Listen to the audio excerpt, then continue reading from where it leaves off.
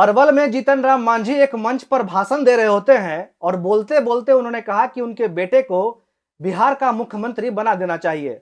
इतना तक तो फिर भी ठीक था कि एक बाप ने अपने बेटे को मुख्यमंत्री बनाने की इच्छा पेश की, लेकिन इसके बाद उन्होंने जो कुछ बोला उसमें उन्होंने बिना नाम लिए सीधे तेजस्वी यादव को निशाना बनाते हुए ये कह दिया कि उनका बेटा संतोष सुमन उन सभी लोगों को पढ़ा सकता है जो मुख्यमंत्री बनने के रेस में चल रहे हैं।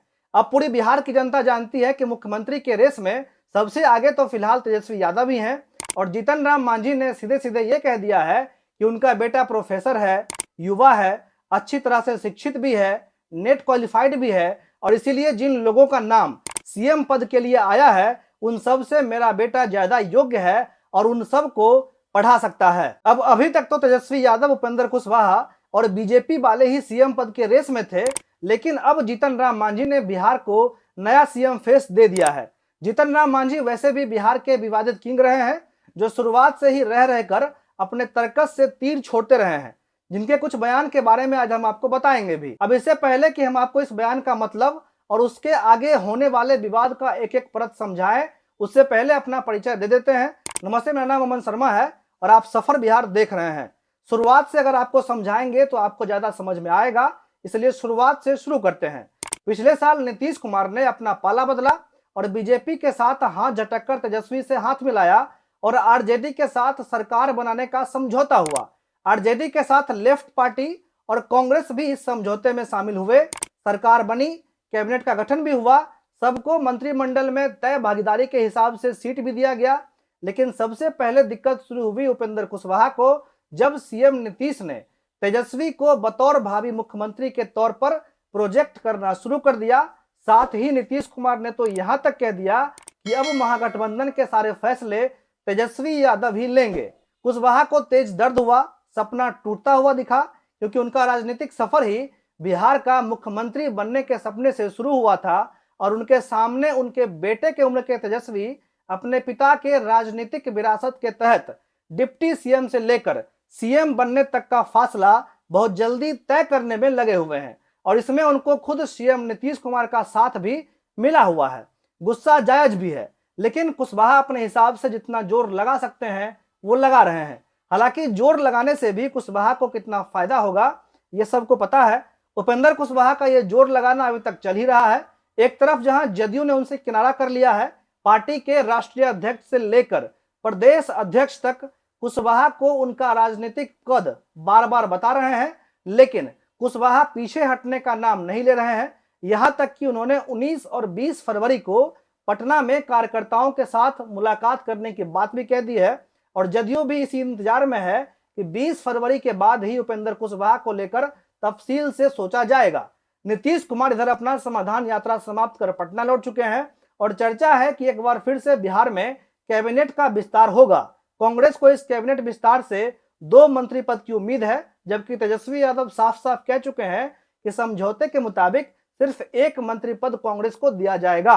अब कांग्रेस के प्रदेश अध्यक्ष अखिलेश प्रसाद सिंह को तेजस्वी के इस बात से इतनी तकलीफ हो गई कि उन्होंने साफ साफ कह दिया कि कैबिनेट विस्तार पर काम करना मुख्यमंत्री नीतीश कुमार का काम है और तेजस्वी के बोलने से उनको कोई फर्क नहीं पड़ता है। लेकिन इसमें भी पेच है। सीएम नीतीश खुद तेजस्वी के सामने सरेंडर कर चुके हैं। कुछ बोलने से पहले और बोलने के बाद भी वो खुद तेजस्वी यादव का मुंह ताकने लगते हैं। यहां तक कि सीएम की बैठकों में भी तेजस्वी यादव शामिल होने लगे हैं और उनके जगह कई बार तो वो फीता काटते हुए भी नजर आए हैं। और बात रही कैबिनेट विस्तार पर फैसला लेने की, तो उन्होंने फैसला लेने का दायित्व तो तेजस्वी यादव को पहले ही सौंपते हुए ये कह दिया है कि कैबिनेट विस्तार का अगर फैसला होता है तो इसका अंतिम फैसला तेजस्वी यादव ही लेंगे। यानी कि कुशवाहा को जदयू और तेजस्वी से दिक्कत है, कांग्रेस को भी तेजस्वी से दिक्कत है और नीतीश कुमार सीधे तौर पर तेजस्वी के साथ हैं। तो जाहिर सी बात है कि महागठबंधन में सब कुछ ठीक तो बिल्कुल नहीं है। जीतन राम मांझी का नाम हमने इसलिए नहीं लिया क्योंकि वो विवादों के किंग हैं, जिनको सबसे दिक्कत है। एक तो उनका राजनीतिक अपेक्षा है जो रह रहकर वो बताते रहे हैं, और दूसरी ओर वो नीतीश कुमार के हर एक फैसले का खुलेआम विरोध करते रहे हैं शुरुआत से। कई बार तो वो हिंदुत्व के मुद्दे पर भी सवाल उठाते हुए भगवान राम को भगवान मानने से मना कर देते हैं। कहते हैं कि राम का कोई अस्तित्व नहीं था, वे काल्पनिक हैं। और एक बार तो उन्होंने ब्राह्मणों पर भी तंज कसते हुए कहा था कि जो पंडित मांसाहारी हैं, मांस मछली खाते हैं, उनसे पूजा पाठ नहीं करवाना चाहिए। और तो और नीतीश कुमार की जो ड्रीम प्रोजेक्ट है शराबबंदी, उसका भी हमेशा खुल करके जीतन राम मांझी विरोध करते रहे हैं और शराबबंदी को समाप्त करने की अपील भी कई बार वो कर चुके हैं। एक बार तो उन्होंने यहां तक कह दिया कि शराब एक दवाई है जिसको रात के समय पीकर सो जाना चाहिए। और जब इसके बाद पत्रकार ने पूछा कि साहब बिहार में तो शराबबंदी है, तो जो लोग शराब पिएंगे वो शराब आएगा कहां से? तो उन्होंने कहा कि शराबबंदी में तो पहले से ज्यादा शराब बिक रहा है, सिर्फ देखने भर शराबबंदी है। पत्रकार फिर पूछते हैं कि अच्छा ये बताइए कि मंत्रियों और जो नौकरशाह हैं उनको लेकर आपको क्या जानकारी है? तो मांझी ने कहा कि मैंने तो हमेशा से कहा है कि 50 से 60% से अधिक मंत्री और नौकरशाह नियमित तौर पर शराब पीते हैं, जिसमें महिलाएं भी होती हैं, लेकिन वो लोग रात में और बंद जगह में शराब पीकर सो जाते हैं, लोग भी उनको नहीं देखता है, इसलिए इससे किसी को दिक्कत नहीं है। जिसके बाद उन्होंने बिहार के मजदूर वर्ग के लोगों के लिए भी ये कहा कि उनको भी अफसरों और मंत्रियों से सीख लेकर रात में शराब पीना चाहिए। शराब पीना है तो पियो, लेकिन एक औषधि के रूप में। मेडिकल साइंस भी कहता है कि शराब पीना फायदेमंद है, इसलिए पियो, लेकिन लिमिट में पियो। एक समय पर पियो, पीकर सो जाओ और समय पर उठकर काम पर चले जाओ। फिर पत्रकार ने पूछा कि आपने ये सब नीतीश कुमार को नहीं बताया? तो जीतन राम मांझी कहते हैं कि नीतीश कुमार सुनने की स्थिति में रहेंगे तभी तो हम सुनाएंगे, और शराबबंदी को लेकर तो नीतीश कुमार कुछ सुनने को तैयार ही नहीं है। फिर उनसे यह भी पूछा गया कि जहरीली शराब पीकर लोग मर रहे हैं, इस पर उनकी क्या राय है? तो जीतन राम मांझी कहते हैं कि नीतीश कुमार 18 साल से बिहार के मुख्यमंत्री हैं और उनको लगता है कि हम जो भी कर रहे हैं वो अच्छा ही कर रहे हैं, और उन्होंने कभी हम लोगों से इस विषय पर कोई राय नहीं लिया।